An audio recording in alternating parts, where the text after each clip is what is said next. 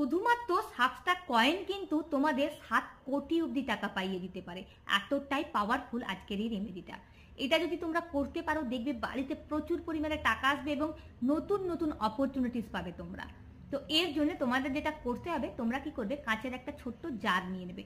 জারের মধ্যে তোমরা কিছুটা চিনি দিয়ে ভরবে, কিছুটা চিনি দেবে তোমরা।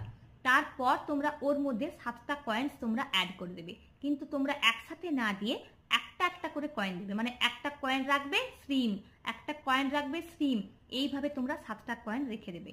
রাখার পর তোমরা 7টা ফুলবালা লং ওই জারের মধ্যে দিয়ে দেবে তোমরা।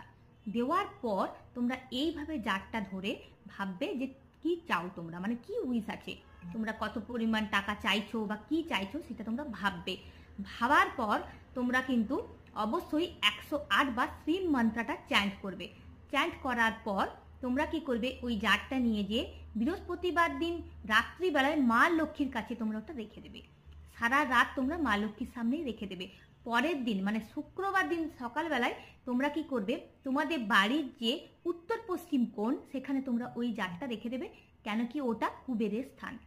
এই ছোট্ট কাজটা শুধু তোমরা করে দেখো, বাড়িতে দেখবে টাকা প্রচুর পরিমাণে আসবে, যে তোমরা গুনতে গুনতে টায়ার্ড হয়ে যাবে। আর দেখবে নতুন নতুন তোমরা অপরচুনিটিসও পাবে। তো আজকের রেমেডিটাই তোমাদের ভালো লেগে থাকে, প্লিজ বেশি বেশি করে লাইক করো, শেয়ার করো এবং কমেন্ট করো। Thank you.